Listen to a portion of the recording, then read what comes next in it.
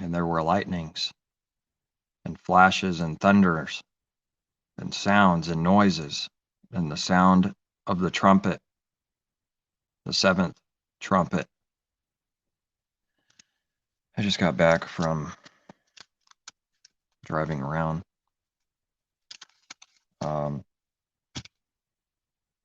Just more disappointing things seen, as you know, in the last video, a stranger passing by, making a comment, putting things on people that they haven't said or isn't even in the heart. Um, because what the heart is doing is it's desperate to put some kind of evil on someone when they see anything that's good or true. It could be just even a teaching, true teaching, doctrine exposing evil teaching, like torturing people in literal fire with no end. And it's just a few words to show this hypocrisy that is put on the Creator and prove that they believe in their heart that their their God is a carnal man's heart, in the same kind of hatred,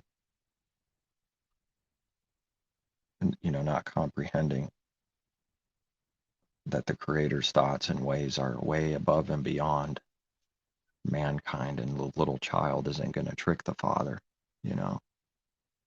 So then how is it, I guess I could put a little light here, how is it that this teaching is supported and taught and justified, some of them going as far as, anybody that's been familiar growing up in the church world probably have seen and read or something about little kids in the oven and their bones are cracking and popping, and it calls it like and it's doing this and it's popping and it's sick, man, torture, trying to explain it. And you could find videos on YouTube if you put something in about hell, like there's like cinema. There's, kind of like the lightnings and flashings, people like a lot of action and entertainment. And there's videos that make hell like some kind of entertainment, like a movie. It's like fake. It's not even real. Nothing's real to a child. It's an imagination station still. It's just the carnal man, the carnal heart is like Adam's nature, is like a child. He's born naked, and spiritually grown up people without the Father are like children. Everything is funny and perverted to the mind. It's a darkened mind, like we read. And to the unclean, all things are unclean. To the perverted, all things are perverted. And then the other thing starts happening for his people. Only seeing the clean in everything. Not that the thing is clean or good, but that's what starts happening to a mind that is becoming in the mind of Messiah. The Father's Spirit giving us the mind of Messiah, which is the Father in him, his Spirit. To the pure, all things are pure. And you start fading away from seeing perversion in everything. Instead, you see pure and what it should be, what it could be, or extracting the good and pure out of something, even if it's no good. You start seeing good, like in your mind, your heart start changing. No one can change their heart. They need the Creator.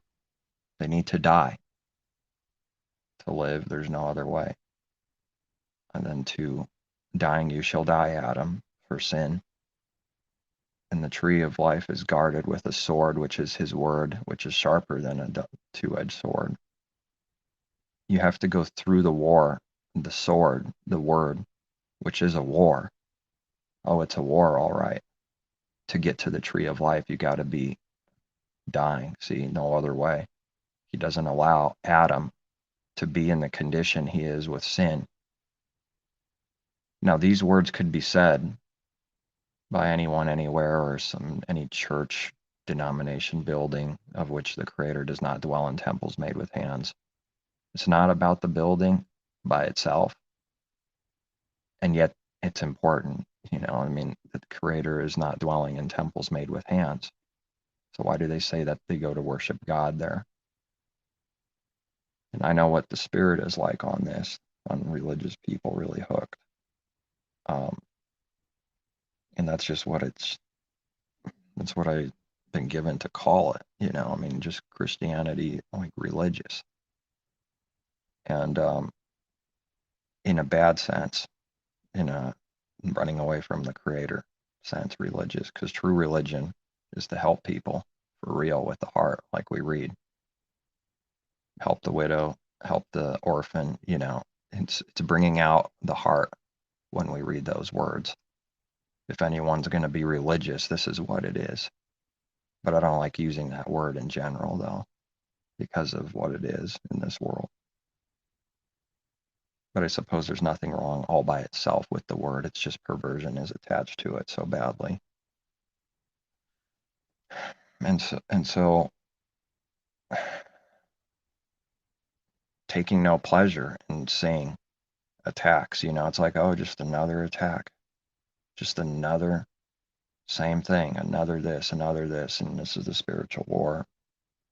But Adam, like we read in Genesis, cannot eat of the tree and live, lest he take the part of the tree of life, lest, this is like bad. No, this cannot be, unless he takes it and continues to live age abidingly. As long as he eats, he continues to live. The tree of life, giving life, representing this. Religion has it that that's what should have happened or something. Like literally, that's their understanding. And Adam could have chose that or something. It has nothing to do with this at all, zero. You could say that's true only in the sense of understanding the sovereign plan and sovereign power of the Creator. Then you could say it like that when it's understood, but they don't say it like that. With their heart, they believe in free will. That's what it is, and they're not learning from Adam and Eve. They're not learning from Genesis, not from Genesis all by itself, but what the words mean, the spiritual meaning for us to live by must be given by the Creator. So then Bibles don't save anyone. Getting Bibles out to everyone hasn't saved anyone. This world's no better now because it has more Bibles than there are people. All by itself, there's nothing wrong with the book, someone having his word. Not speaking of that, all by itself. But the worship and the false, thing going on, deception, delusion, hatred, evil heart, cold stone. Yes, in the whole entire age, it would be a cold heart. Yeah, in the latter days. And the whole age could be seen as a giant latter days because of the Spirit coming on in people, in his people. There's not much time, and it's just to be perceived in spirit that there's not much time. These things are coming quickly, I mean, these things must come quickly to those that believe. They got to start learning, start overcoming sin and death, and that's the only way to life, tree of life. You have to die. So Adam's not allowed. See, the reason no one had eternal life, age-abiding life within them, his spirit with life. Specifically, the Father's Spirit in Messiah in us. This spirit, this eternal life in us. Because in order for Adam to eat the tree, if he were to go through it, if he were to try, he would have to die by the sword, and the flesh would have to be cut up, and then Adam would literally die. And that's it. How do you overcome sin when you're literally dead? So it wasn't available. See, they didn't understand. The carnal man doesn't understand. It's the last thing he would ever want to do is lay down his life or forfeit his soul, deny himself. And they just pass by these words that they read, that we have preserved Messiah's words in the gospel accounts and Revelation and quotes from, the apostles' letters and everything. Whoever wants to be a disciple, whoever wants to be his people, whatever the calling is for someone is none of my business. The actual work the Father has to do, but whoever wants to be a believer for real has to deny themselves. This is denying who and what they are and lay down their life, and they have to die. Well, nobody knows how to do that or wants to do that while they're carnal. They can't. So the mercy of the Creator, the Father, does this when his Spirit comes on someone that was already a deadly blow to the beast, the old man, without believers even realizing in the beginning. Then they start learning, about this. So we don't speak as if this is what someone must do of their own power, and yet they must do it. Evidence for really doing all these things with the heart is the evidence for a believer being a believer. And they can only have confidence when the Creator himself is giving them confidence and not man, commended by men instead of commended by the Creator. Because we don't know anything in the beginning. And yet these are the things, we read these things. These are the things we got to start learning, growing, doing. Because it's true that the Father will do the works. That's what denying self is. He's the one doing the works, the power. But these are things we got to do, whatever we read, as someone learns and grows. They don't do it all at once. So then those that have nothing to do with anything we read, they're not doing. I mean, it's obvious that they don't know him, but their works prove it. When someone purposely attacks or tries to make someone look evil and hopes there's sin on there and setting up a situation so that they can throw them down and put sin and point the finger, those are wicked works with intention to kill, steal, and destroy. Those works Messiah's people cannot be doing. They cannot be doing that, with intention to do that. And then, as if it never happened, you just run away. Never repent in the heart, never even acknowledge you've done such a thing. That's what the carnal man does. If the heart is exposed, they will deny it. And their denial will be so convincing.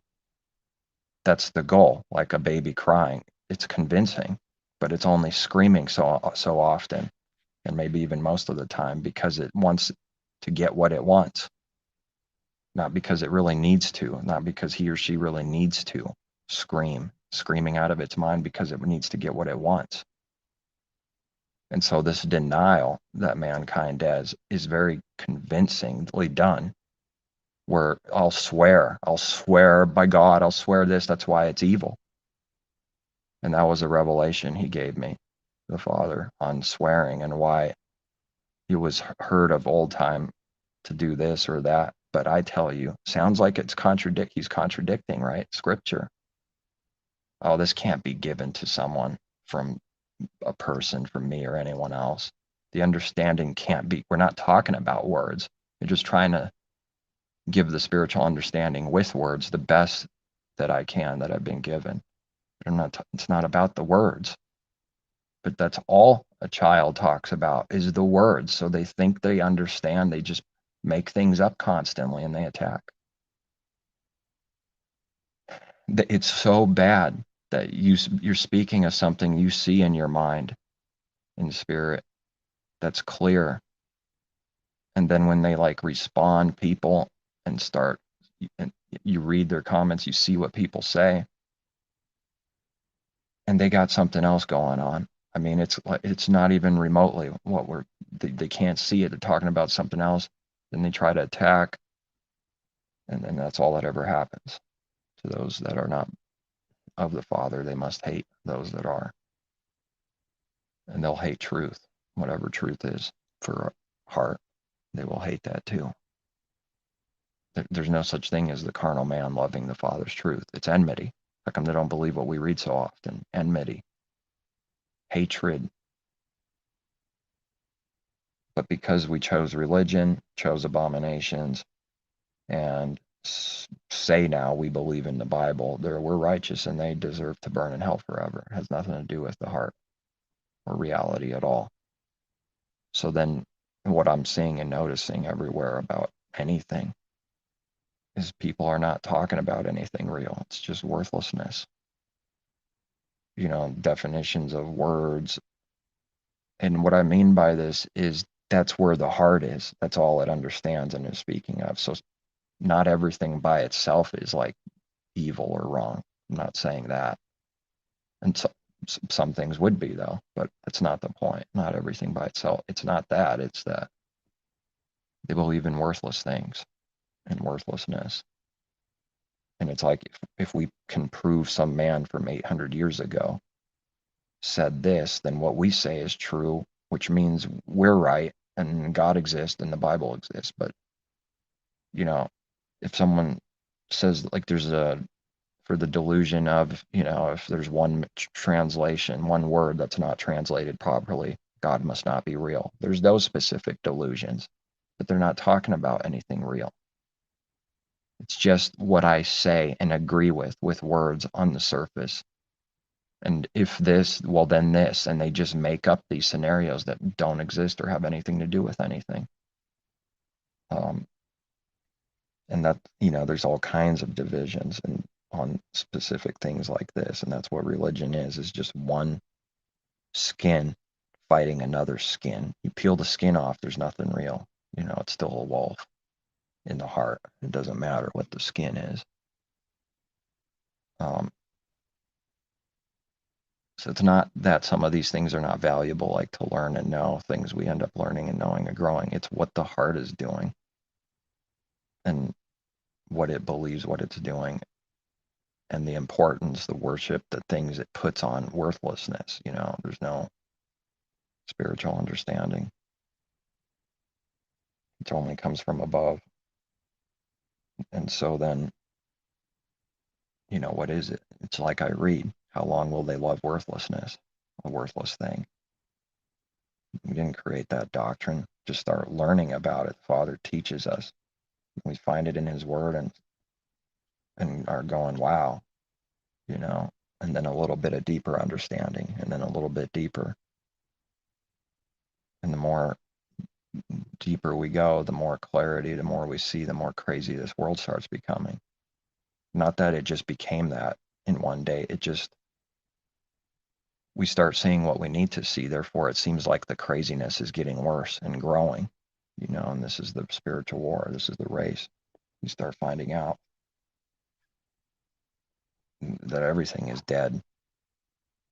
And it's like maybe in the beginning, 1/3 of it's dead, then 2/3 and 3/3, it like gets worse and worse as we perceive it for real. But it's always been bad.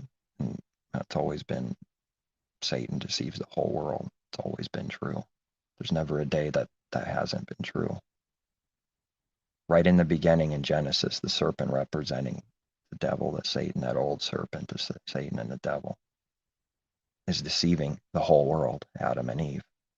That's all. That's the whole world at the time. It's been true from the beginning.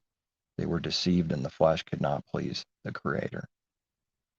And the Creator is showing who he is by sacrifice, the love that he is, and putting it on Adam and Eve, forgiveness of sins, covering. See, little children that need covering, but they will always go first, cover themselves, and hide in the trees. They make attacks and then they run and hide. This is cowardly. This is spiritually dangerous because that person will continue to be blinded by the Creator and judged in a negative way. Blinded, not that there's a positive blinding, I guess, but only positive in that we start acknowledging and seeing it, and then it's positive. We could start appreciating, starting to see, because of being blind, the contrast between the two. So there's no fellowship. It's real. There's not no fellowship because someone just says the words or I say the words and I read it in the Bible and therefore there's just nothing real. I mean, there's, speaking literally, I mean, it's as literal as I could get. Spiritually, though, no fellowship. The more someone grows, the more that scripture becomes true. It's always been perfectly true, but it's growing.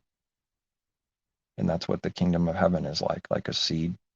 It gets in someone, and if it was in good dirt, it grows, and then it survives the first testing of the sun, the heat that he puts on all the world, the sun, the heat.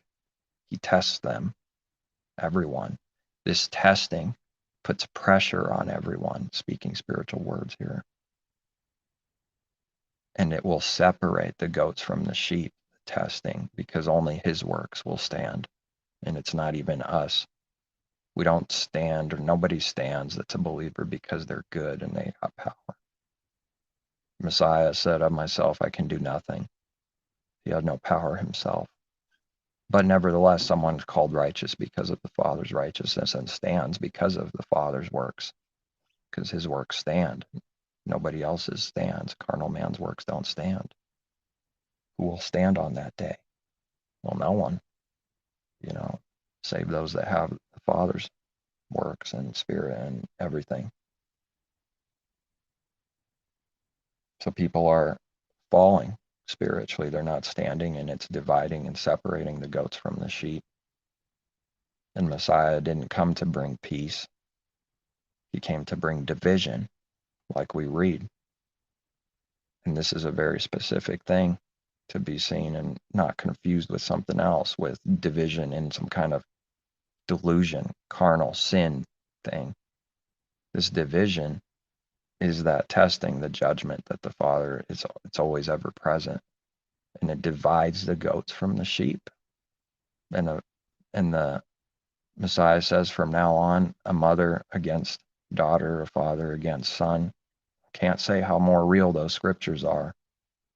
Oh, they're very real. Oh, there's reality to it. Yes, it is. And what he's saying there is because a few, whoever those few are in Messiah, are being set apart and divided from those that are not his people now. And there's going to be enmity between the two. They cannot be one. He came to rightly divide between the two with the sword, his word, the Father's word, but not to be confused. The carnal man is always screaming, peace, peace, peace. We want to be one with everyone. When they say this, it's already with the understanding in the heart, mixing light and darkness, because they don't know the difference between the two. If they were exposed for saying some words, they would backtrack and lie instantly to say, well, no, that's not what we mean. We're just talking about this. I mean, that's what I meant. It's like a child. It's lying. That's lying. They will not overcome sin and death, continually lying like that, never acknowledging that's a lie. They'll say that they're not lying, and that's another lie. And so it is for us to see. They can't see. That's what darkness is. Here's what darkness is. You can't see anything. Maybe a picture, where am I? What am I doing? Well, I'm in pitch black darkness for all eternity in the everlasting chains, until someone comes into his marvelous light, and there were lightnings, flashing and thunderings. And yes, let light be, and so it is. So we need his light, or else we can't see anything. And we're not talking about physically not seeing, because that's not the race, that's not the battle, it's not carnal, it's not flesh. And they just ignore what they need to. It's amazing. And they're just everyone doing this. And then the divisions are a blinding cover that's different than another, and then they attack. But these two things, if they're divided and enemies and not understanding, the things they're debating and divided about are both nothing to do with the heart. It's like that's not even, where do you even start with a delusion that strong? They need the Creator's mercy and his spirit. And there's no starting. There's no telling what, because a carnal man's always right. So then all the different divisions and denominations, are right in their own mind. And here's some reasons why. This other denomination's wrong, and this is all it is. It's a children's war. The mature in Messiah's war is something completely different. We're not even talking about what they're talking. But in the beginning, it is more like that than anything else. Yes, that's true. But at some point, got to grow out of it. We read, desire the pure milk of his word, so that you could grow from it, by it. Grow. Yeah. Well, you start somewhere. Babies start somewhere with milk, the natural picture. The Creator creates everything with meaning. It has spiritual higher meaning than a baby drinking literal milk. At some point, you get off of it. And at some point, you're not a child like you used to be anymore. And when this really happens, for those in Messiah, they got no one. Unless they have one person by them in the flesh or something, I'm not saying that doesn't exist, but they got no one in this world. Because everything we speak about is going to be more and more about real things and truth from above and mature things.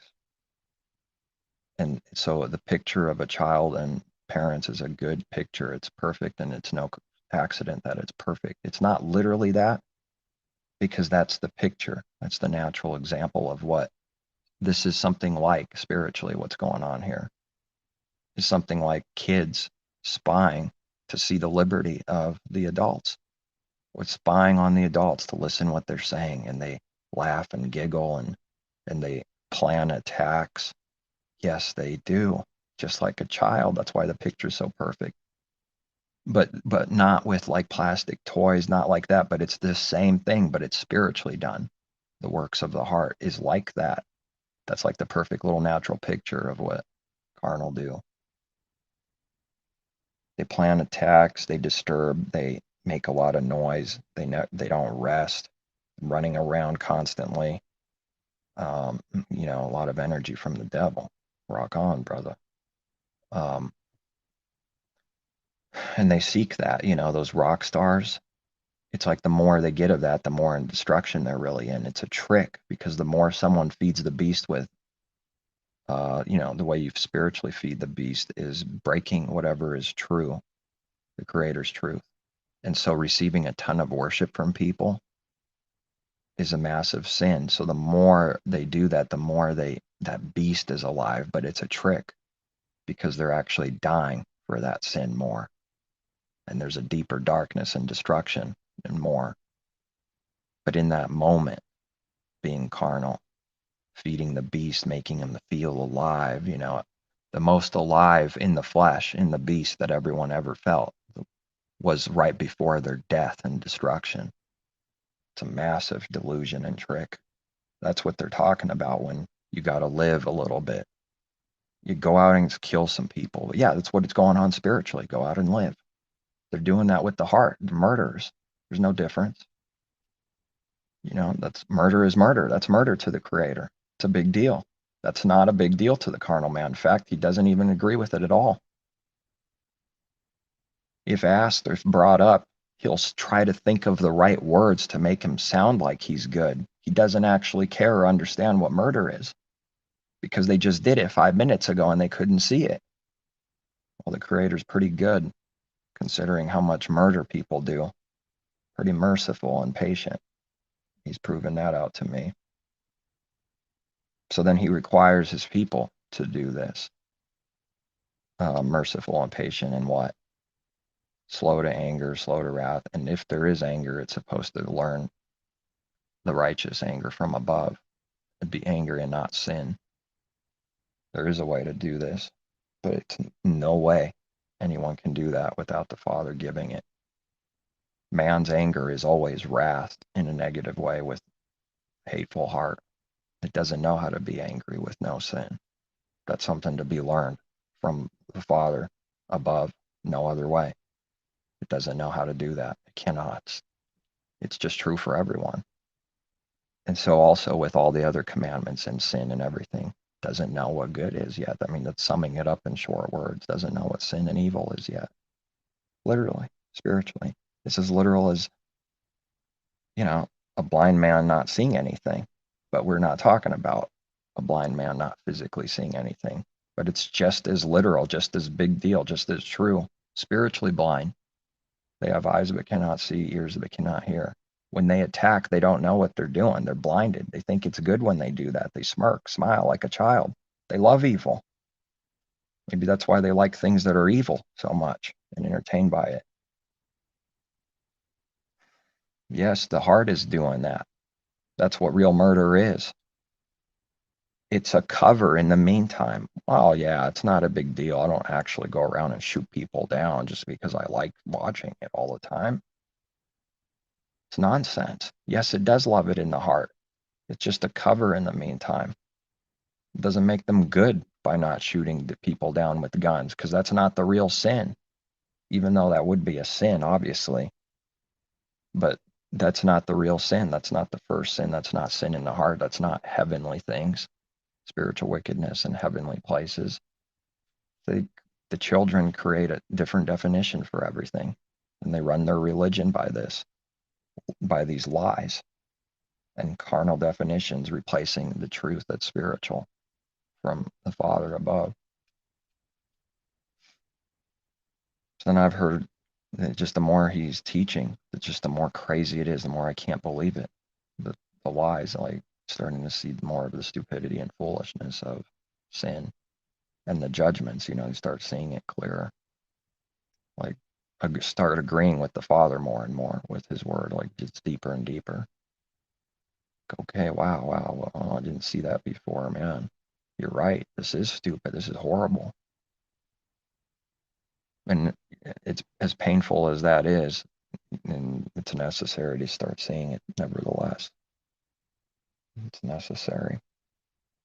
And wisdom is not man's wisdom or what he thinks wisdom is. Wisdom is from above, whatever the Creator's wisdom is. And with much wisdom comes much pain. Someone says that in religion and it means nothing. They just get a feel good from saying it to make themselves look good. There is no connection or understanding at all in religion if they were to quote those words. What pain? Their children running around dancing with no rest. There is no tribulation or pain. There is no spiritual war going on with the spirit versus the flesh. It takes the Father's Spirit to be in us, to be in a war against our own flesh, against us, Wake up, world. It won't wake up. It'll wake up someday, but not because of man's doings, not because of building a bunch of kingdoms and church and temples everywhere and spreading Bibles everywhere. It'll never happen. It's only going to happen the Creator's way with his kingdom, his way, his power, his works. That's the last thing anybody wants to hear. And plus that they don't even care. There is no care in a stony heart. It's just an excuse to do their religion, to get worship and feel good and escape the narrow path and do evil continually.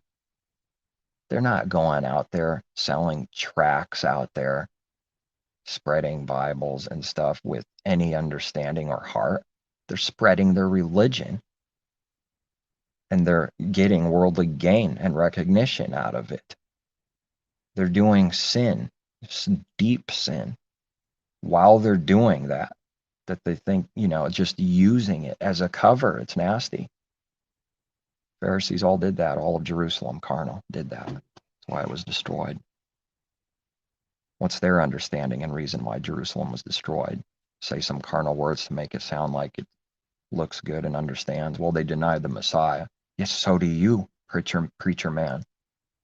You murder Messiah's people, preacher man, behind the pulpit. You betray and deny Messiah, pulpit man, carnal man out there, whoever, just saying. It's the same thing, same carnal man, same spirit, man, same foul spirit. They don't know what sin is. So then if when we talk about these things, it hates it because it's cutting to the heart, but they don't know what it is. So that thinking they're wise. This is how they become fools, because they can't actually see anything. Therefore, they check themselves and go, this guy's obviously a liar and a deceiver and blind, must be on pills, must be, whatever the claims are. Because they don't see anything, they base it off of that instantly inside their heart. Check themselves physically. No, I'm a preacher, man. I'm dressed up. I'm righteous. Look at me. Look at all the good works I do. While they're doing these so-called good works, they're sinning, because someone's supposed to do that in the dark, meaning hidden, not to reveal and show off and show everyone how good you are. The more someone has to do that, it's like the more sin they're in. It's just obvious. Because that's the true way. So then everyone's doing the lie, meaning they need recognition and proof and to show how good they are, show how much money. Here, this is how much we give. This is what we're doing. We're good people. And then if they help someone on the street, and they tell people about it and do everything they do is backwards and sin constantly. And I'd like to say, even through that, something that the Father has purposed is being accomplished through that anyways. But putting that aside, the thing that they do, though, showing off about fasting and long prayers and the good works, all the good they do, all is to be seen by men with that intention to be lifted up as good, to be seen by men. And they say they believe in Messiah, who says to do the exact opposite. Do it in the secret place, and the Father will reward someone openly. They don't know what that means. They don't do it. What Messiah? It must be the anti-Messiah, because that, the true Messiah would be teaching them the same thing as he is others. And so that doesn't exist in this world. It's doing the exact opposite constantly. It's all about self, pride, and recognition for its own name. And it needs to lift itself up because it's actually in destruction. It needs to control people because it's out of control. It needs people to be in slavery because it's in slavery. It needs to tell people what to do constantly, because it itself has no clue or understanding or confidence. So it needs to prove something all the time when we don't have anything from above, from our Father and his life and truth in us. It needs to prove that it does in a carnal way, trying to prove, which is proving to his people that that's exactly what they don't have and don't understand or have at all. That's why they need to prove it constantly. They need to convince themselves hell is real behind the pulpit because they don't know or have a clue what they're doing. But the pride takes over as looking good. The pride will make it sound like they have some kind of confidence to the blind. And we know what they're doing. They're deceiving people. And somewhere, at least in the beginning, deep down inside, they know something about it. They don't care. As long as they get gain and recognition with their name for it, it don't matter. They would never admit they have zero confidence or zero belief in a creator, that he even exists. They can't do that because of pride and the cover. Someone's forced to do all these sins because the creator traps people in the ditch they dig. You dig a ditch, trap someone in it, hoping someone gets trapped and maybe, better off if they die. He makes them go down the same ditch they dug, spiritually speaking, like we read over and over again. Not talking about literal ditches, but it's something like that. They go down the very same traps that they set. Man is always setting traps. It's like a beast. And what do you do with beast? You set traps. That's beast work. Beasts need to be caught, trapped. So the Father traps those that trap people and catches and destroys those that destroy people. Righteous judgment. You heard it was said, eye for an eye and tooth for a tooth. But I tell you, don't resist evil. Love your enemies, bless those that curse you. Yes, I have not been perfected in that. Whatever I see is what I see now, and it needs to get better and needs to grow. But the carnal man, the unbeliever, the enemy, never sees and doesn't do anything and is not growing at all. It's stuck being a spiritual child, which is only evil continually in imaginations and delusions, sent by the Creator as judgments, real judgments, astonishing judgments, powerful judgments.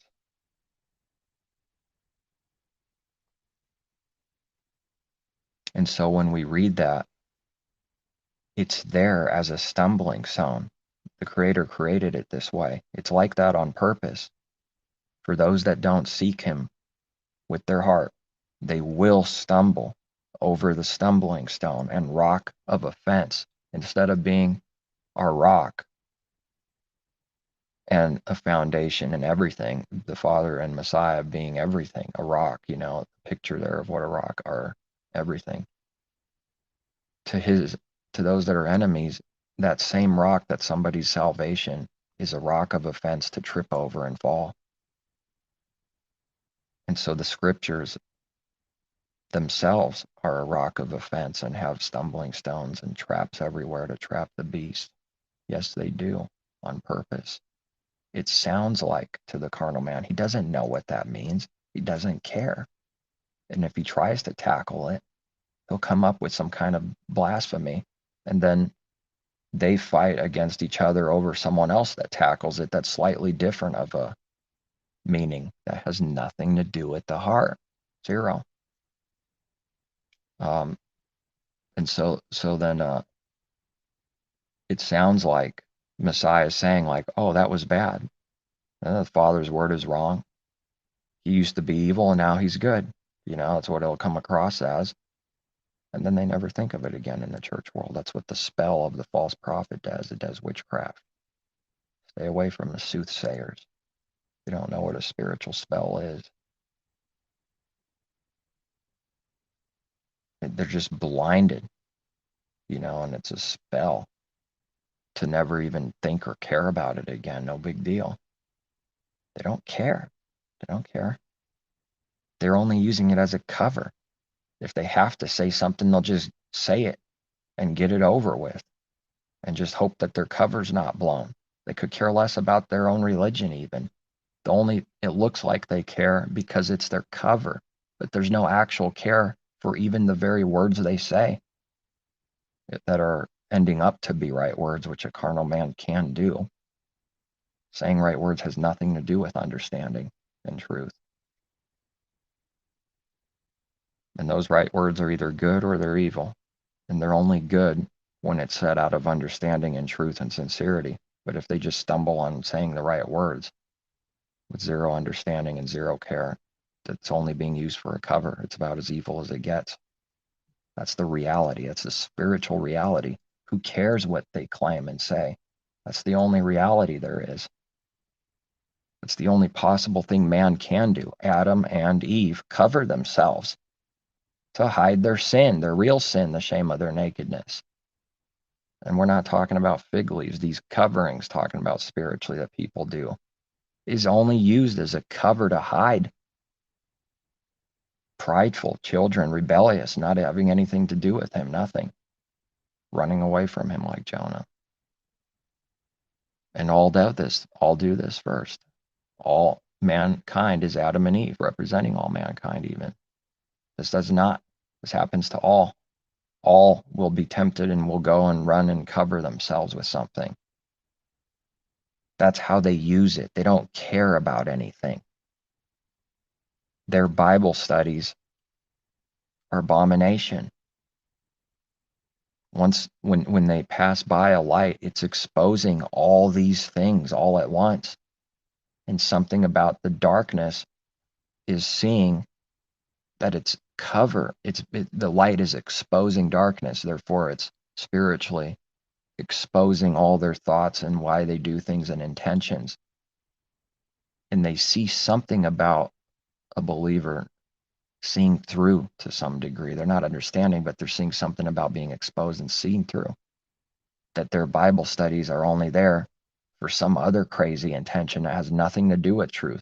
When they start seeing and perceiving a little bit of this exposing, they start getting angry and worried, cowardly fear.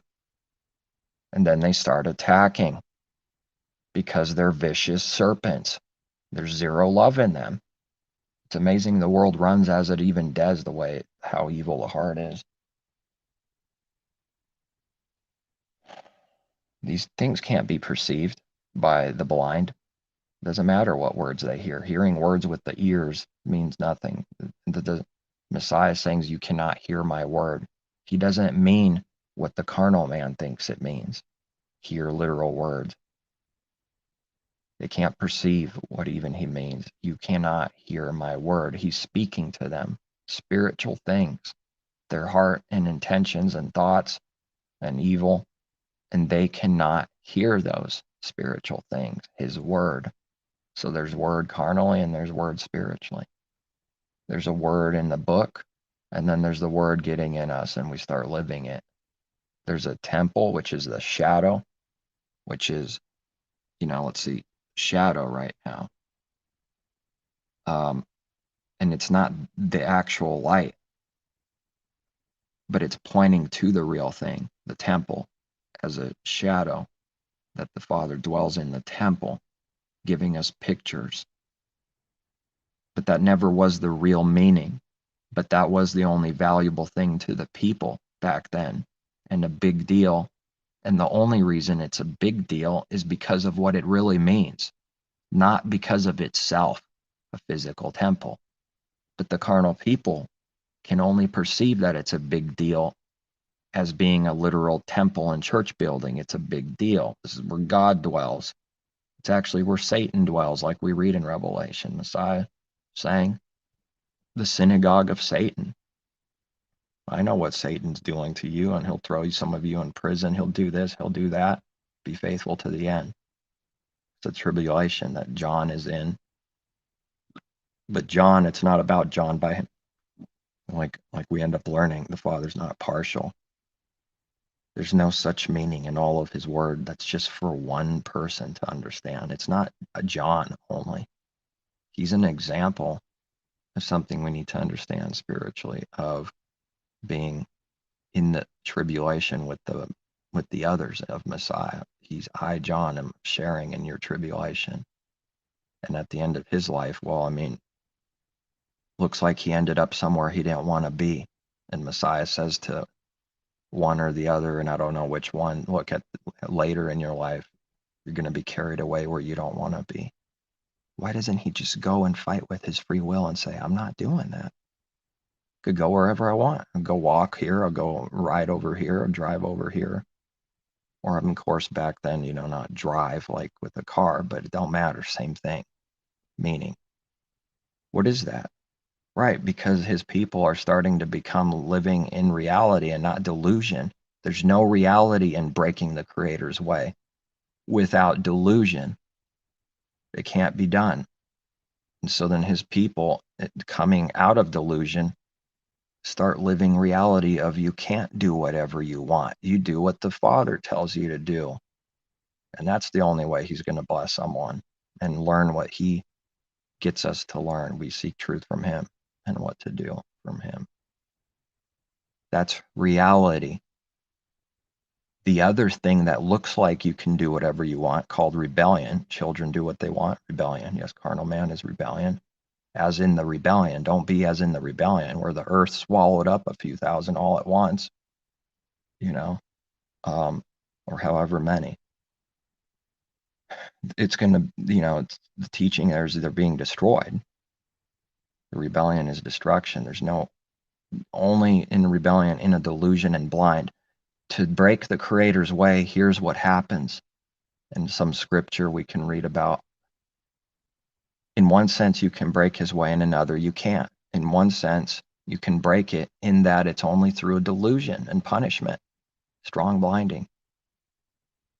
When we're breaking the Creator's way, this is what it is. You build your own gods, the golden calf that they literally built, and even Aaron got taken for there. and people get together, the congregation of the wicked, to throw their stuff in there, to put the supplies to build their God. This could come in any amount of forms. It doesn't matter. It's the spiritual thing that's being done. Yes, building temples, building things, doing whatever someone is to build their own religion and God. Breaking his way and going in rebellion will lead to serious blinding, as blind as the natural picture here of them building their own golden calf God and saying this is God. Forget the creator. We don't know him. We don't want to hear from him. This golden calf is God, and we'll pray to it, and this is God. So yes, you can be in rebellion. And if someone's in rebellion, they're as blind spiritually as that natural picture blinding. Not a whole lot of incentive to be in rebellion, is there? But in deception, and through the deception of the enemy and the deceitful heart, they chase the reward of destruction. That's the reality. And we start seeing this reality. It's like crazy. They're chasing destruction for a reward. And these things can't be seen and said with the heart as we're better. That's got to be very careful with that. But speaking of mankind and his deceitful heart, this is what he does. He runs to destruction like the pigs run to the cliffs. The foul spirits get in the pigs. And what do they do right away? They're like, they need to go into destruction, man. It's such a perfect picture. And the pigs are still unclean, by the way. Messiah didn't eat pig. Why? Because of what it means. It's important. And if someone doesn't understand earthly things and agree with it at the very least, even though that's not what makes us righteous, is us keeping you shall not literally eat unclean food, because that's our own works. And that's not the actual meaning and thing to keep. What it really means can't be kept by our power. So that's, you need to die to self, the flesh. If you keep this law of yourself, it will be your own righteousness. So a carnal man starts keeping literal commandments, natural things that they can see, and get tricked, and it is their own righteousness. The problem is that's not what the law means. What it really means, they cannot keep and are not keeping, and they're dying for not keeping it. They're in spiritual death and blinding and delusions, bad as golden calf picture there, but spiritually that blind, because it never meant that. They forgot that in the law, circumcise the heart. The Creator's not stupid. No one's going to confound him. Circumcise the heart means something, and they don't perceive what that means, but it's in there anyways. It means to do all these things spiritually with the heart, and this man cannot do without dying, because if someone cut off their heart, opened up their chest and cut themselves, they would die. Yes, death is required. Man can't do this circumcision. He can't keep the spiritual law. He can't do it of himself. So that's why it's dangerous spiritually when someone says, circumcise, get circumcised. The apostles warning of what the Jews, the carnal Jews there, are saying, circumcision representing keeping the laws themselves and commanding others to do so. They don't even know what it means at all. And we're still learning, let alone not believing in him at all. They have zero clue or understanding. So they're saying, commanding people to do what they don't even know what it means. They're literally telling people to do what's impossible to do.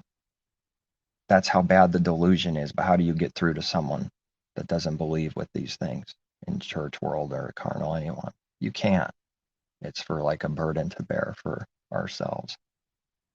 They don't realize that when they are commanding, do this or do this according to the law, that the only valuable first thing, heavenly thing, is the heart and what it really means with the heart.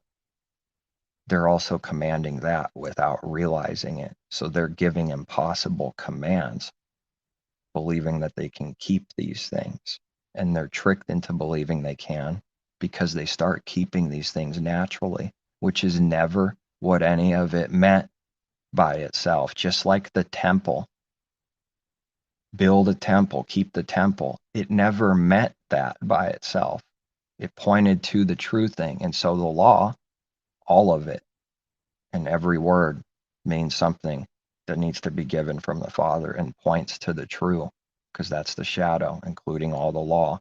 Yes, it's foundational, but it means something to be kept in the heart, spiritual, that must be given, that carnal man cannot receive from reading books and studying with his own carnal mind.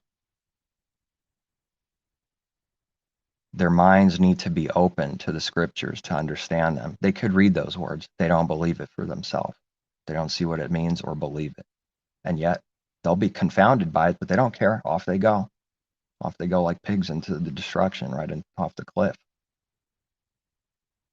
Our minds have to be open. It needs to be given to understand the scriptures. So the biggest lie is that you can just spread Bibles and start learning the Bible, start reading, learning about it. Has nothing to do with knowing the Creator and doing the Creator's will. Is by itself reading words and letters that kill. It's not that his word is bad. It's that our own works and self-righteous, which is not accepted, self-righteous, self-knowledge, self-everything, it will just end up killing, in reality, spiritual death, from thinking we can do our own understanding by reading the letters. They don't follow what the apostle says, and there's so many. We're of the apostle. This is the church age. The apostle has the second gospel, or some better gospel than the carnal Jew gospel, like of Messiah. And there's two different kingdoms. One will be lower for those that choose the lower gospel, and the other will be higher. This is so gross and sick. It's all evil and abomination. It's vile. They know not what they do. Truly those words come into effect. They know not what they do. They're like little kids, okay? Be good to the kids. They don't know what they do. But that's not going to stop us from telling truth in what they do, which is what they try to stop you from doing, is exposing all their lies.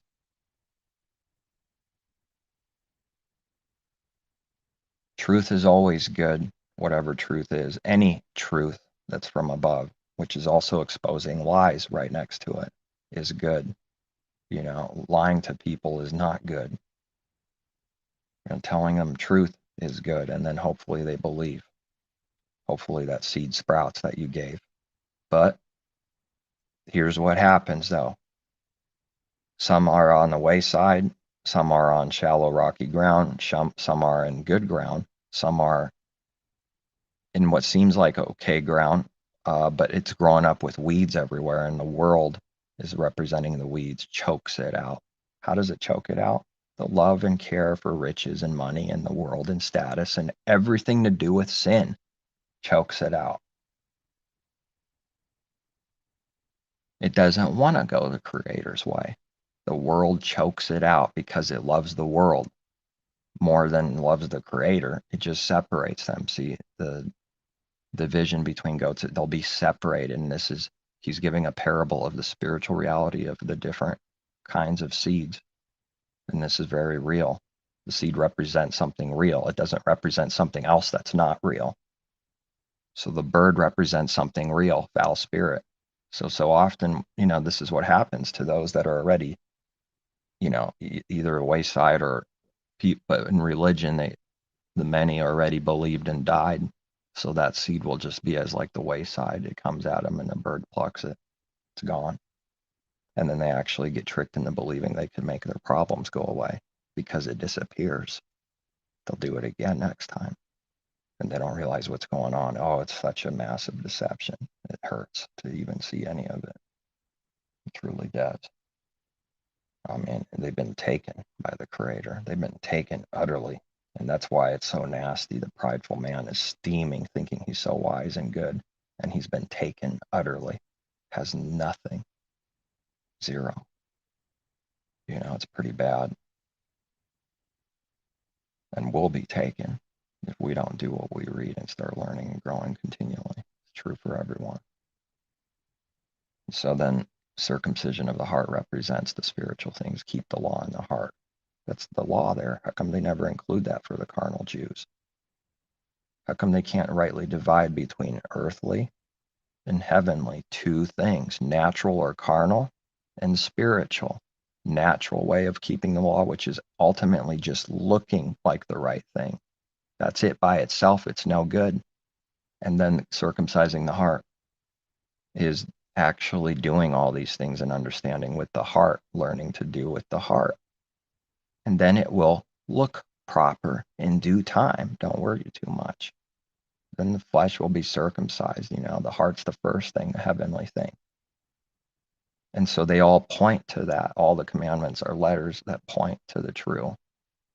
They're on stone, see, and the letters are on stone, but then it needs to get inside of us in the heart, moldable heart, stony heart. You could write laws on the stony heart. And when you write laws on the stone, it's carving things on the outside. So that represents, the picture is perfect because the Creator created it to be like that perfectly. When you carve the commandments, any of them, on a stone, you carve it on the outside of the stone, but the stone is a rock. It doesn't get inside. If you try to get it inside, you'd have to break it and destroy the rock. Moses drops the commandments and they break. The carnal man drops the commandments and breaks them. Wow, that just hit me right now. That's the only thing Moses can do, and those that are Moses in their own mind, commanding and controlling people like this.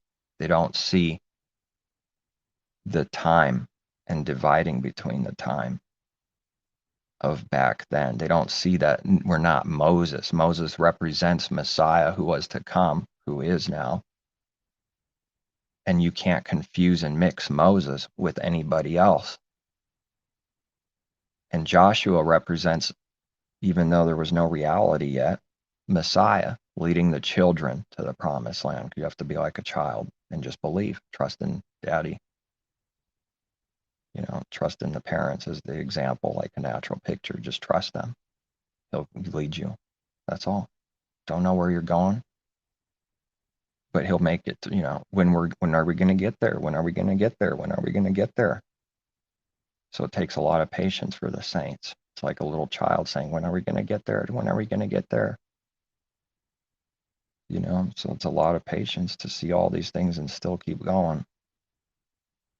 A lot of tribulation and a lot of attacks by the carnal man.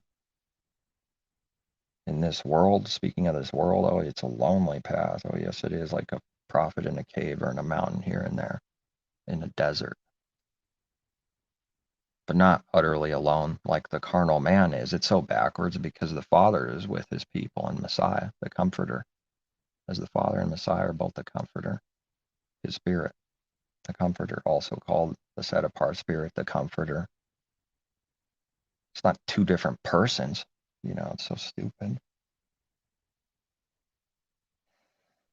They just talk about carnal, monstrous things that don't mean anything, pagan, but it's, even though that's true, you can discern doctrine. Like, that's the pagan gods, the Trinity, that it's created. That's not who the Creator is, and that's why that's important. It's some false god that's been created. And it's connected to the enemy. That's why it's been existing forever, going all the way back to the Egyptians and even before. The pyramid, the Trinity, the one God with 3 in 1 with 3 heads, and that's the Trinity pagan thing. The God of this world is a beast. It's like a monster. It's a mutant. That's what a Trinity is. It's a mutant. It's like one body with 3 heads. It's a monster. It's spiritually a monster.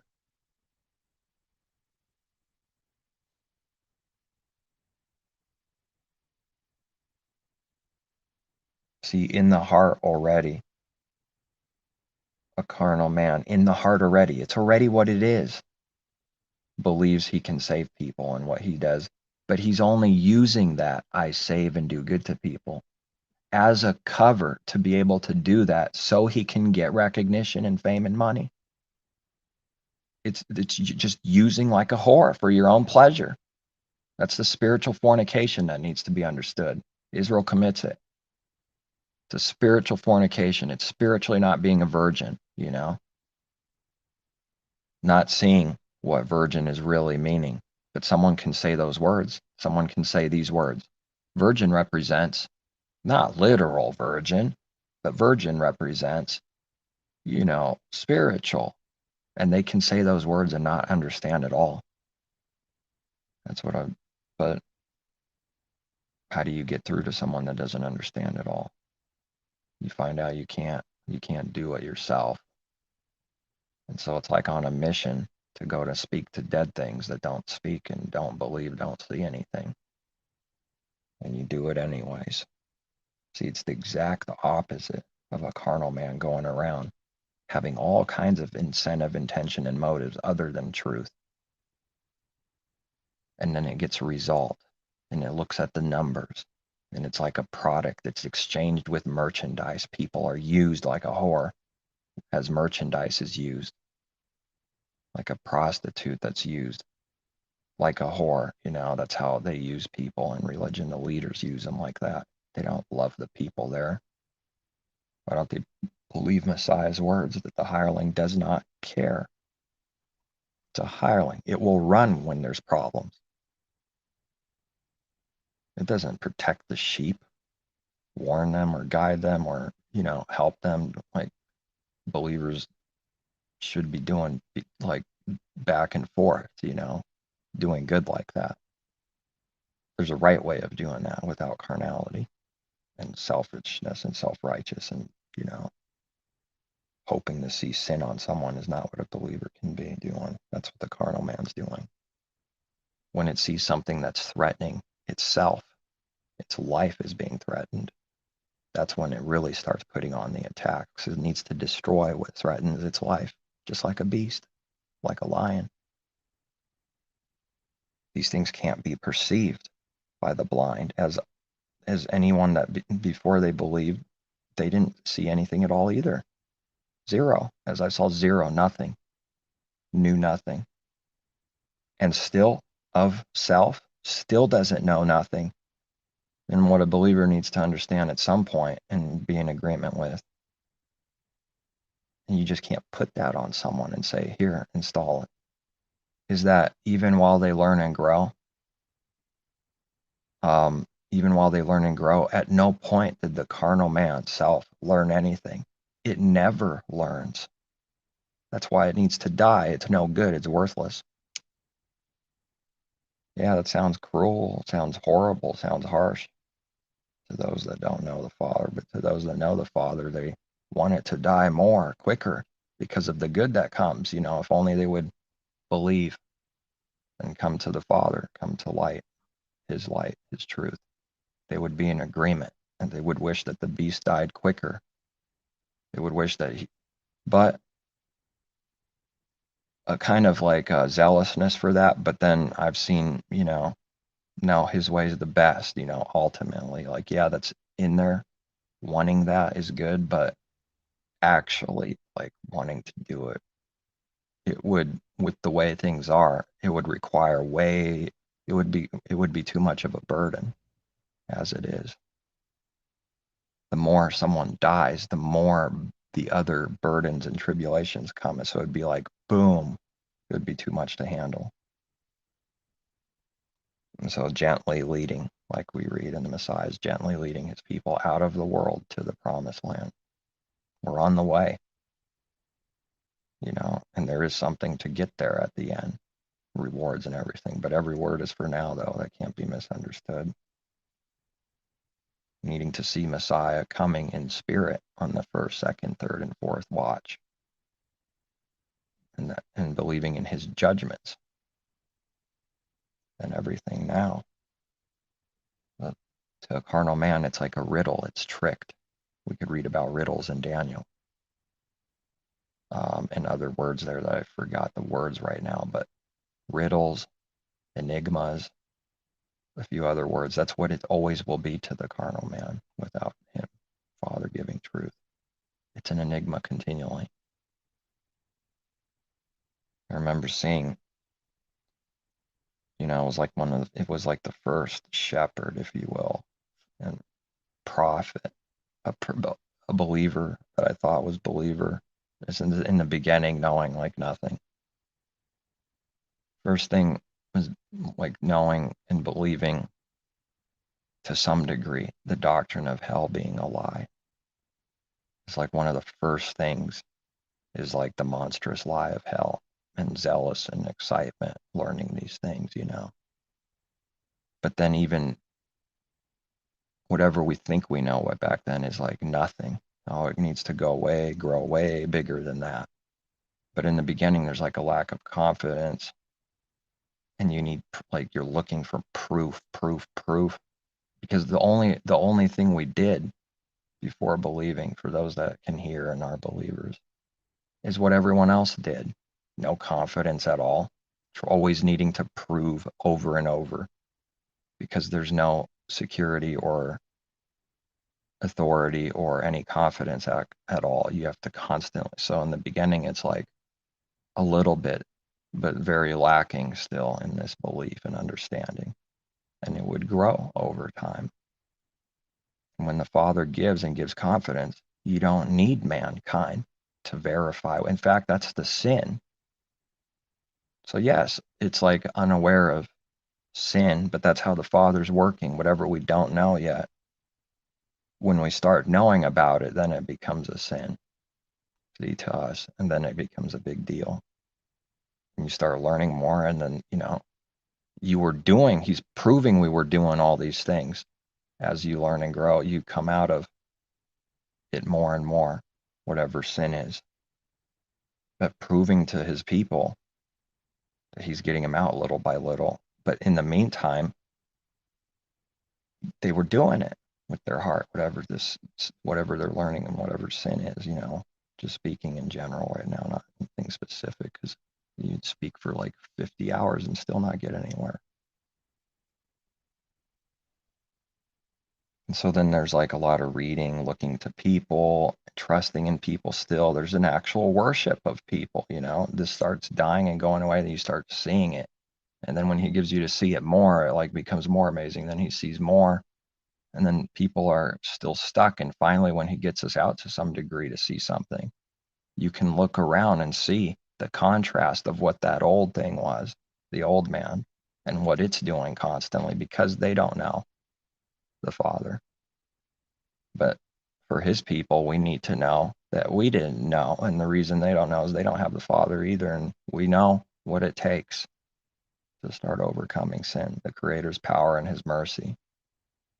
And so now his people can start learning to be merciful and good to enemies, and understanding that it needs to be given without pointing fingers and blaming, because we don't even need to do that, because he's proving if we do that, we'll be a hypocrite. It's out of understanding why someone doesn't want to come. And when Messiah says, because of this and that, because you're not of him, because you're of the Father, the devil, and his works, he's just speaking truth with understanding. But it makes them roar. The Father's teaching us what good and evil is. It's not about what the carnal man thinks. It's always about himself. He's always thinking about himself. And someone should pray that they don't think about themselves, and he just might answer. But no one can say the words with the heart that don't know him. They would never do such a thing like that, because they don't even know what it is. It's blocked. It doesn't exist. It's like a baby that's not born yet. It doesn't even exist. And you can't blame them, but that's the truth. This is why this is happening. And you just speak the truth, whatever he's given you. The baby's not even born yet. How could it even comprehend anything at all? Those that are born, they're growing up and learning like a little child. The baby grows up, learns, sees things. But what about the one that's not born yet? It knows nothing. It's only out of truth that this is true, and it's the truth. There's no other intention. There's no making fun. It's not. The truth is never prideful. The Father's truth and reality is never prideful. There's no room for it at all. His truth lines up with the reality he's putting us in. There is no pride and partiality in the teachings and in the reality of what we need to become. It's hard to put that into words, what I'm seeing, like everything is.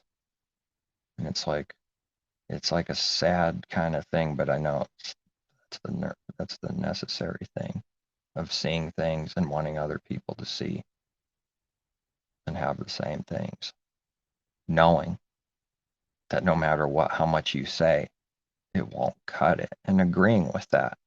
And then he gets us to do anyways. It's like instead of being desperately wicked, the Father's Spirit is like desperately good, wanting desperately to do good. And I know I'm not saying this is perfected right in the beginning. That's part of growing, but this is the truth that it starts becoming desperate to like help and do good. It's like the exact opposite. Literally start becoming with a real heart, the Father's heart, His Spirit, and Messiah in us. And the interesting thing about that is like desperate, becoming more and more desperate to do good, give freely, all while knowing that those that don't believe, we're talking to dead people, that they can't believe unless the Father wakes them up. It's not even, we can't do that. But through His people's work, some will believe, but it's not us in our power directly, like the false prophets all have in common. It's all backwards. It is of them. They save people. Yes, they do. It's already in their heart. That's all a carnal man is first. And so the reality is, why would anyone, why would Messiah, being always the perfect example, teach the kingdom of heaven when he knows no one around him could understand or believe? And in fact, they will hate him and he'll receive tribulation. Why would he do that? Because he's desperate to do good, because that's what good is. That's what heart is. That's what real love is. But see, the reality is proving the teaching. There's no one in the darkness, no one in the dark can accuse the Father's true way and His truth and doctrine and reality that He gives us to do and be. They can say, you're doing this for this reason, the only thing they understand, the only thing they're still doing continually. They can claim to Messiah, oh, you're God, you just want to rule people and control people. And all the evidence in reality is utter hatred coming his way and real disgust with the heart and murder, and no one actually understanding with their heart and only attacking him. You see how foolish that accusation is towards Messiah as the example. But, these things are applying for His people. What I'm saying is His perfect way and His truth. And when we start becoming it, this doesn't mean that you don't say these words. I don't mean to say these words to say like, oh, this means I can't make a mistake and sin or something. Nothing to do with that, putting that aside. It's utterly stupid and foolish and blind to ask Messiah out of a hateful heart, trying to prove something that's evil. So the Pharisees are trying to prove Messiah is calling himself God in a negative way, believing if they can prove that, they can point to him and say blasphemy, when that's what they do. That's what their heart already is. It's pointing at itself, and it's judging and condemning itself while it thinks that's evil, when it does it all day long is not evil. So every time a carnal man attacks with sinful heart and deceit and desperately trying to hurt someone and make them look stupid, put sin on them, false accusations, they condemn themselves every single time perfectly. It's scary. Someone might see a little bit of this, but then they see more, and then you see more. And that's why I'm getting loud, because I'm seeing something and it's monstrous. It's so crazy. It's mind-numbing, which prove His word. What we start reading, it's like, whoa. The blinding really is real. It's really bad. It's as bad as the golden calf and worshiping a golden calf. The picture of how bad the blinding is there, it's that blind. It's bad. That's how blind we were. That's the reason why it's like learning is evidence that we're blinded by something. That's healing. There's no condemnation in those in Messiah, because the Father has a set plan to grow slowly, continually. See? And then they condemn his way and his favor. If they could put one little sin on you, that must mean you're not a believer and you're wicked. They just talked about themselves and their own heart perfectly. I mean, utterly perfectly. That's what we have to watch out for, is hypocrisy. See, that's why it's a log in someone's eye. In the parable, why is it so big, and what's going on with this parable? See, because when you give a natural picture, which is what a parable is, and then we have whatever the parable means has the spiritual meaning for us to live truth. When you try to, when he's, how shall I liken the kingdom of heaven? See the pictures the Messiah is giving, and the Father gave him to give. When he's giving the parable about hypocrisy, I'm adding some words here to try to get the picture. How shall I liken hypocrisy? And then he gives a parable. Here's what it looks like naturally, what I'm seeing spiritually. A giant, massive log in someone's eye, and that person with a log, a whole tree in their eye, where's their head? It's monstrous. It's like cartoonish. Points to someone with some kind of sin, the same sin that guy has.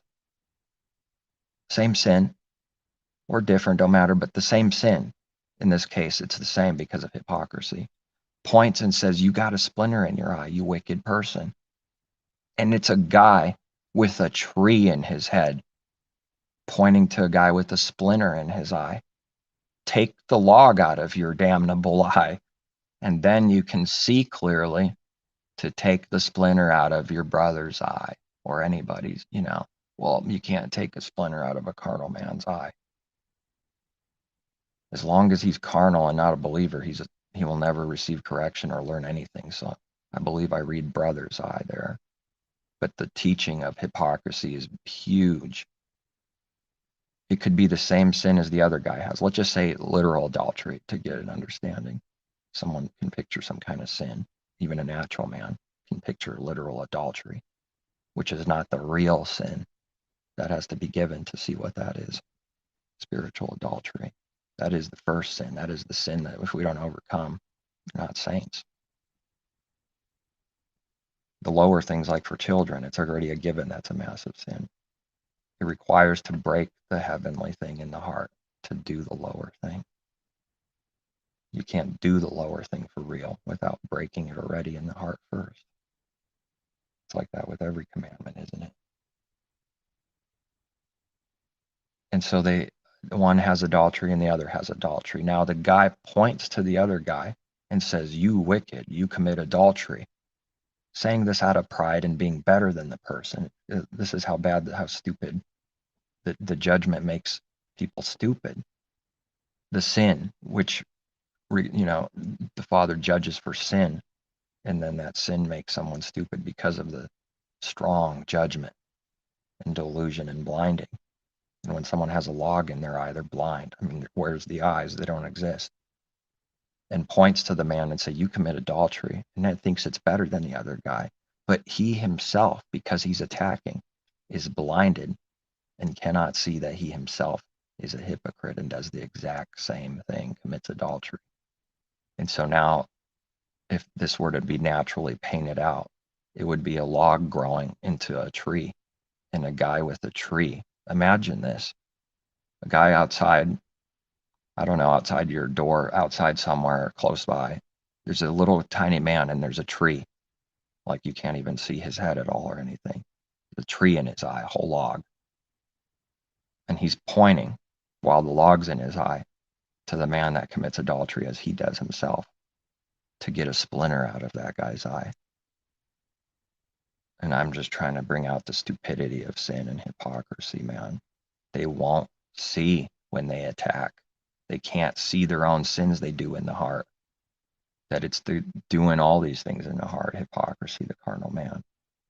It's monstrously hypocrisy and stupid and blind, This is only saying it out of truth. That's it. No other intention. What does religion say all day long? Out of pride, like everyone else is doing, out of being better than someone.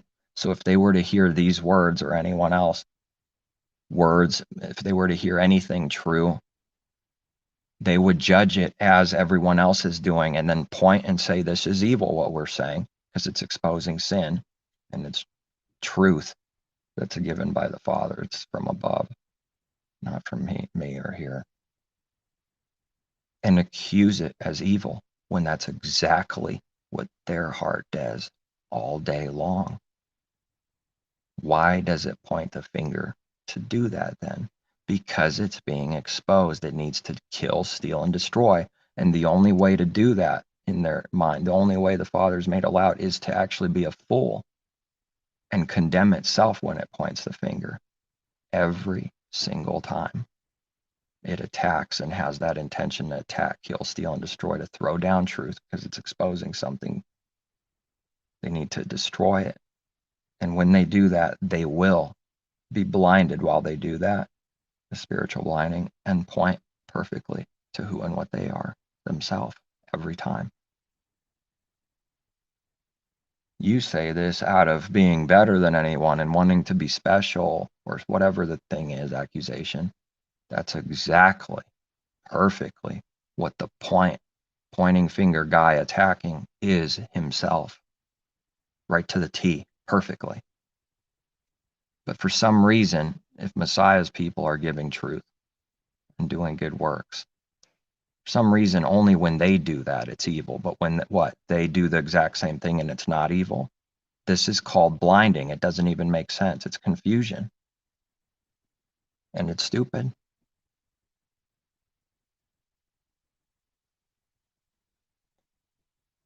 I guess I'm done. Get some sleep. Man, time flies. My goodness. It never feels like long. It just feels like 5 minutes is what it felt like. It's a strange thing. It's like time gets warped.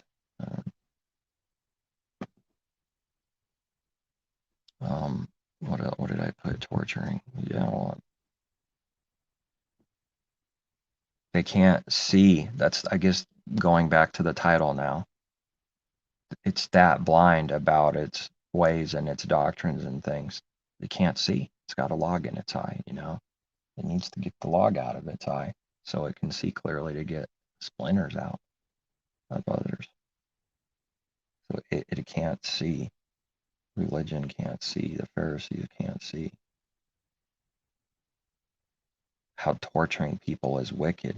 Just torturing people forever for the sake of torturing them. Yeah, okay, for sin, they'll throw that in there or whatever. They don't care. They're only saying that just to say that, to look good, make it sound like something, and torture people for all eternity. And we're taking the judgment seriously where the rest of the world doesn't. It's not more seriously, although that's what naturally wants to come first to say. And it would be accurate because more taking seriously versus not taking seriously is still more than zero. But it's more like perfectly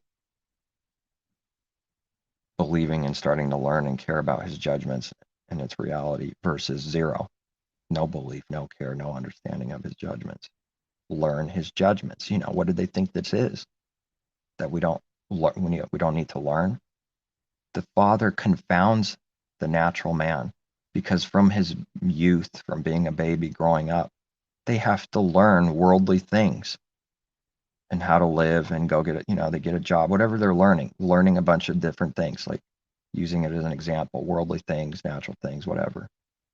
Meaning they don't know. They literally don't know things that the baby needs to learn. How come when it comes to his truth all of a sudden, and anything that's of the heart, which from the truth, from the Father, his word and whatever it really means, that the opposite is true in their mind, that they already know everything and don't need to learn? From their being a baby, from born and youth and growing up in the church world, they literally knew nothing, as everyone else, equally, without partiality. And then the baby and child grows up and starts learning things it literally did not know. But suddenly, the higher things, spiritual things, heavenly, from the above, the Father's word and what it's meaning and how to live, all of a sudden it doesn't apply. All of a sudden it's a God in its own mind that knows everything. And learning is evidence, is abomination to the carnal man. Yes, actual learning on true things from the Father and what his word really means. They won't say these words because they think that if they say the words, it's done. I'll just say the words. No, we believe we need to learn. No, it doesn't. No, it doesn't. Messiah's teaching and giving freely to the Pharisees in Jerusalem. And they do not believe they need to learn. They already have it. See, because the truth is exposing that they're doing wrong and they're doing evil, which means they don't know what good is or how to do it, which means they need to learn it. And then they hate that and attack and then ultimately kill him, proving that they don't believe in learning actual truth and what his word means and how to live it. But all their life, the Father has shown that they're hypocrites because they're okay with acknowledging you have to learn carnally, naturally. See, this is the man running away from the Creator. He's okay with learning natural things and carnally growing up and learning things that he did not know. But doing the Father's will and knowing his word, learning it and living it, all of a sudden that's abomination and it runs from it because these are spiritual things. That's against what the carnal man's heart is. And these things don't even, simple things like this, they're not even in the mind. It's a blinding. It's not complicated. This example of growing up from a baby and learning, proving that they didn't know. Isn't that proof they're not God, that they don't know? They're not the Creator. They need to learn things they literally don't know. Why is it such an abomination then to them that someone that hasn't been born yet doesn't know anything? It's just like someone that's been literally born. Why is it such an abomination that if someone's not born yet, they know nothing, and we're only saying that out of truth, knowing that for ourselves before we were born, we knew nothing. And before we're born from above, we knew nothing, spiritually speaking. We already know that's true. Only speaking out of truth. What will they claim and accuse you of? Of what they do out of pride and being better than others, just to throw people down and trash them.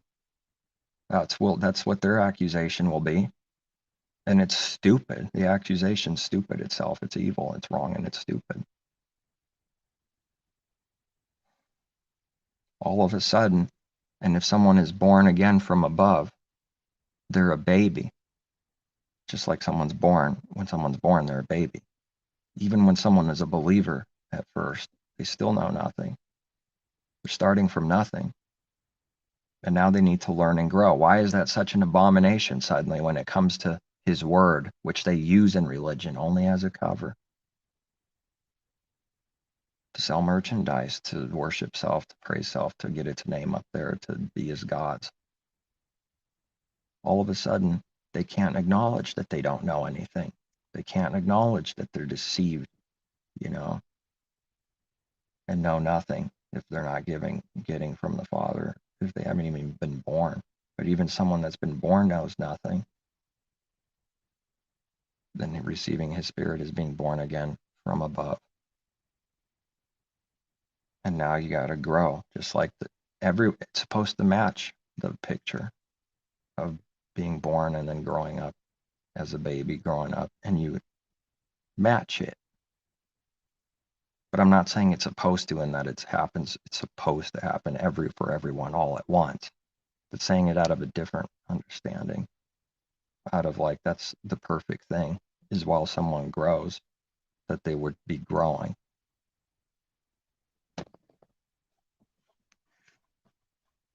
But only a few are growing now, they'll end up matching that picture when someone's born, and then they grow in Messiah, drinking the milk of his word to grow from thereby. And then at some point, depending on the believer, it's proper for them. And in fact, it's no good if they don't go away from milk. That doesn't mean we forget the things we learned or anything. That doesn't mean that. Just you stop drinking milk because you grew enough. That's all. At some point for the believer, it's proper now. You need to get into the meat of his word to grow even more and start eating solid food. But a baby can't eat solid food yet, can it? Why are these pictures so because the creator made it like this, and it's full of wisdom and full of meaning and life, everything. And whatever we think we know for meaning, we don't. And he's been proving that to me. Whatever I think, not think, but whatever we know that we receive from the Father, because it is with knowledge. It's not out of confusion. Moses knows when the Father speaks to him, don't kill. And he hears that like a friend is speaking to him. He's not confused about what he's hearing. And so it is for the Father speaking to us in spirit, not confused when we hear it. It's out of knowing. It's out of authority and confidence that comes from him and not self, so they can make all the accusations they want. It's not from self.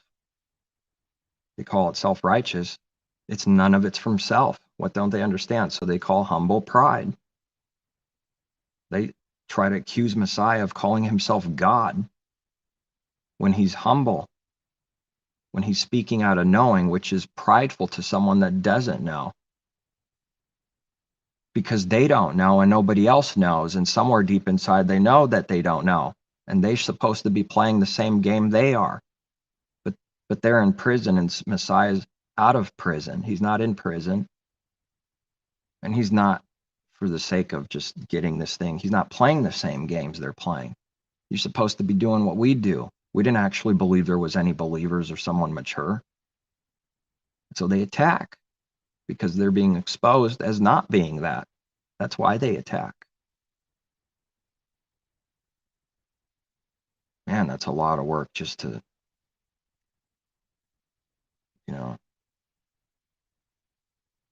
you can't give this to anyone.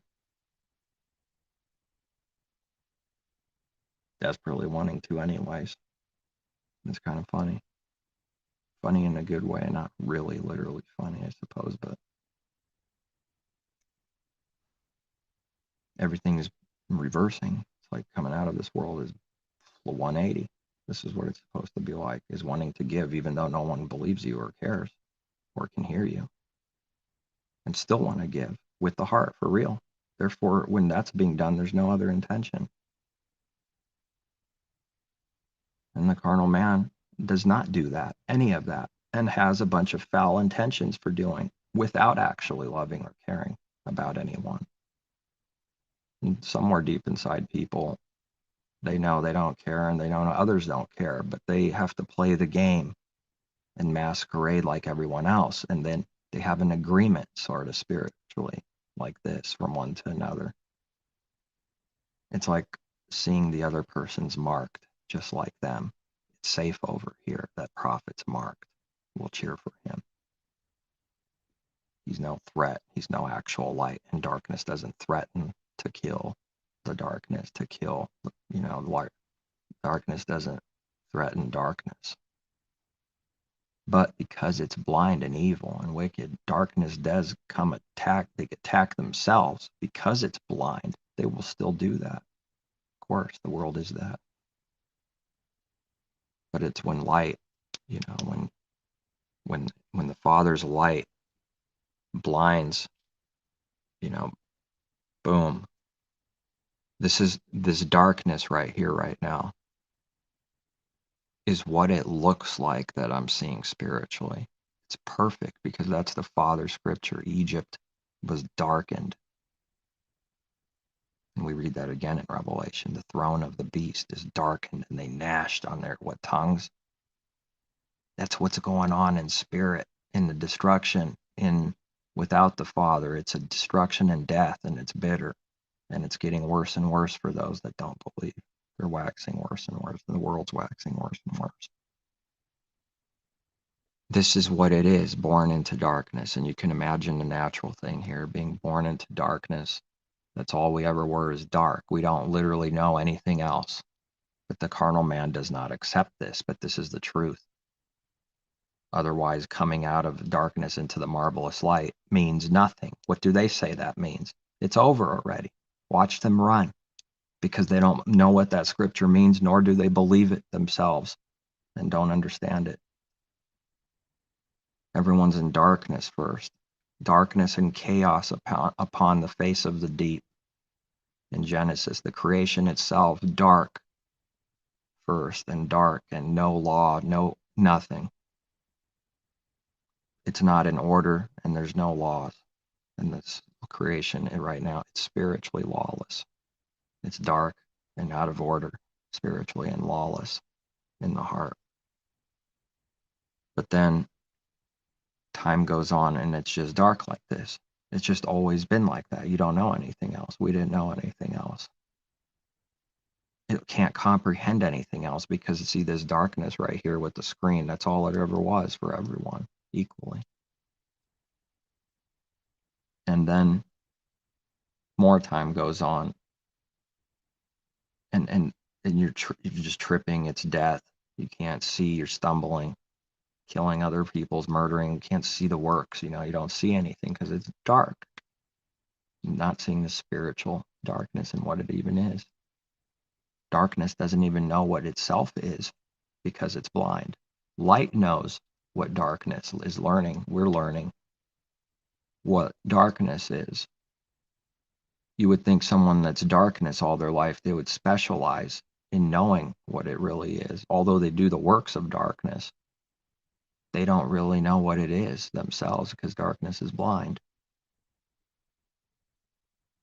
And the judgment is Messiah is saying, those who say they see, those who see are made blind. Because when they say they see, they lie and don't admit that they're in darkness and in death. The only reality before believing is darkness and death, period. This is why it's a judgment like this. Those who say they see, this is the judgment, Messiah is saying. Those who say they see, those who see are made blind, because when they say they see, they're lying. And you can start talking about all the sins and what the heart is doing when it lies and why it lies, but just simply it's lying. It doesn't actually see anything in reality. Therefore, if someone says they see, they're not healed. Let it be according to their word as a righteous judgment and punishment back. You say you see? Okay. Let's see if you see. The Father's saying, off you go. Get lost. In the parable, everyone gets lost. And then in the parable, this is the coming to the Creator. We'll see how you like this darkness. It's foolishness, but we don't know. See, too prideful, doesn't know, doesn't care. It says it can see because it's got physical eyes. It's tricked. What do you mean I can't see anything? See, because it's just dark all its life. It doesn't even understand what not seeing means because it never saw anything. It cannot comprehend any of the Father's truth and what his word means. It's never seen it. This is the truth. The pride, though, and then pictures of religion and 2,000 years of church world, it's all too much for the prideful man. No, it can't be this blind. It's too much for them. See, they don't want to deny themselves. They're basing something off of feelings and pride, saying to self, that's wicked. You're saying that the world's that blind? What's that going to make us look like? Extraordinarily, they have to think, they have to believe. Messiah's people are extraordinarily prideful just for telling the truth. That's it. And for seeing things being given with no other intention, just saying truth. That's it. They don't believe it, though, because no one else around them is doing that. No one else is caring or loving. Then they're all murdering and doing exactly what the other person is, so they don't believe it when they see it, that someone cares, that Messiah's people care, and that they just speak truth that they've been given. And that's what they want to do with no other intention. It doesn't mean it's been perfect all this way up to now. But that's the intention. That's the spirit in us wanting to do what's right always and not doing what we used to do in the same way. Starting to see. And so then no one can see what sin is because it's darkness. It doesn't even see what sin is. And we can start gathering all the scriptures that talk about darkness. Yes, not just the New Testament. When there's a false thing about this Old and New Testament thing, all his word is spirit. The teachings are all over the place that man's in darkness. You could start finding scriptures about this darkness all over his word. Old Covenant, Old Testament specifically. Scriptures, as they call it, the Old Testament scripture. And then you put them before the person that's not believing what you're saying and now saying, look, here's all the scriptures. What do you think it means? And they lose it. They have to run away. They attack and go away because they saw something about not believing them. They're confounded. It's confounded, like a donkey, simple, confounds the wise, so-called, in mockery. There's no wise. Without the Father's wisdom, there's no wisdom. It's blind. It's a fool. It's not wisdom. Darkness is fool. They can't see that they can't see. So this is what happens when the Father's Spirit, he has mercy on someone. It's always been darkness. They haven't seen anything else, truly, in their mind and heart, not seeing anything else. And then, boom. What is this? And you're blinded by the Father's light and goodness. And because you're blinded by the light of which we've never seen before, we can see a little bit that we couldn't see because of the contrast of the Father's light. And I'm just trying to put this into words of what's happening inside. It's not the literal words. It's just trying my best to put in words on what is happening spiritually within when the Father has mercy on someone. They've seen light for the first time in goodness, and it's like warm and it's good and it's life. Like the sun, is warm. It's like representing our creator. It's not the creator, the sun, the literal sun, but it's, the light, the picture of it is representing spiritual things, teaching. It's bleeding through the creation truth. It's warm. It gives life. The only thing that can give you life also tests you.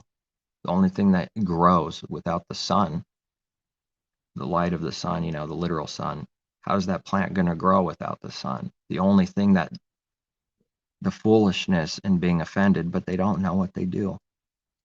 A tribulation, testing, a little bit of heat, testing to see what it's made out of, to separate goats and sheep. And this testing is, tribulation, attacks, things coming our way. And that's representing the sun, testing the little plant. And then at the first real testing, it withers. It's offended at the only thing that can make it grow. Pretty stupid, right? It is foolish and stupid. It's through a blinding and delusion.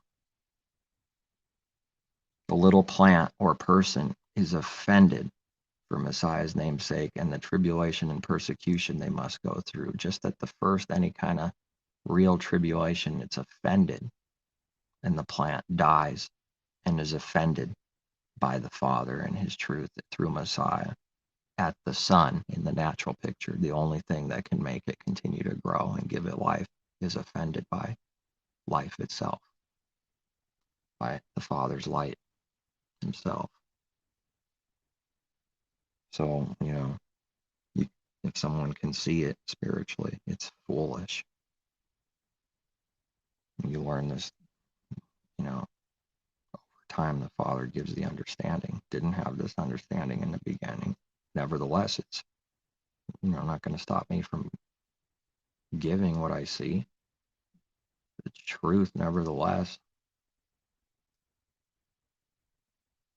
They would like you to stop and they would like you to lie like they do.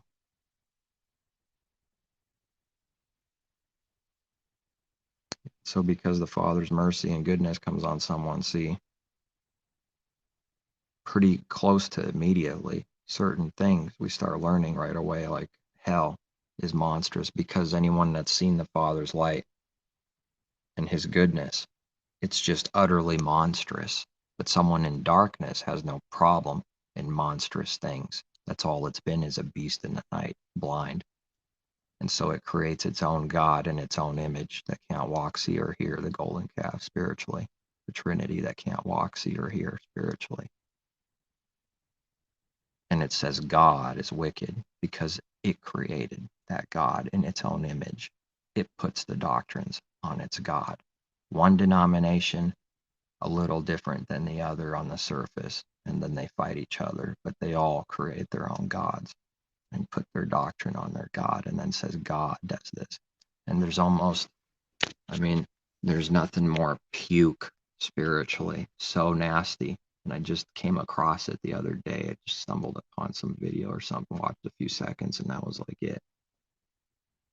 Something about hell, and someone saying, reminding them after talking about hell, and then they tell the people, I would never want you to go there. I would never do this thing.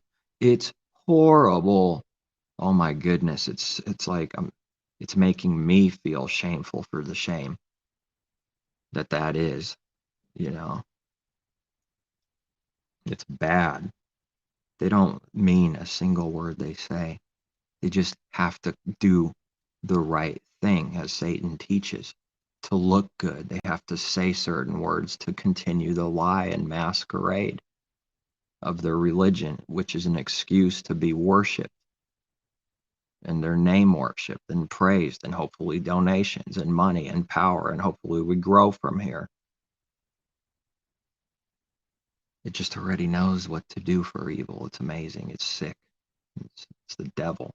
The God of this world is their God, and his works you will do, Messiah tells them.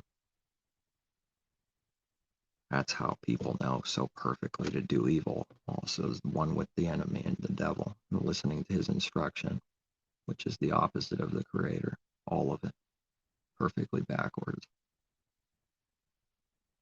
Saying something about hell, warning people for putting that wicked, like, false fear that's not even a real fear. It's just all messed up. And then remembering to say, I would never want that for anyone and my worst enemies. And I don't want you to go to hell. That's horrible. It's like even what they say, the abomination they say, doesn't match the horribleness of being tortured for all eternity. They don't even believe that themselves, but they will hold on to that as if they believe that. But in reality, I'm speaking now, rightly dividing what it looks like they believe that they hold on to. They don't understand what they're saying or believe it themselves. It's all just a masquerade. It's fake. It's nothing. It's skin. Rip it off. There's what it really is. What was that skin? It was nothing. A cover. That's all it was. A cover, a cloak. Like we read. Using liberty as a cloak. What's a cloak do? It covers you. The people that do this, it's covering itself with a cloak and then abusing the liberty, but using it in a way of trying to say right words and saying we got liberty over here because we believe some right words and because we have the concordant, literal New Testament Bible. We got the right words over here and we say them and we say we believe those words with words. And therefore, we have this liberty of Scripture, and they don't. And they're just using it as a cloak to hide. They just use this liberty to hide their sins so they can sin some more. All right, peace, take care, seek truth from above, our Father and Messiah.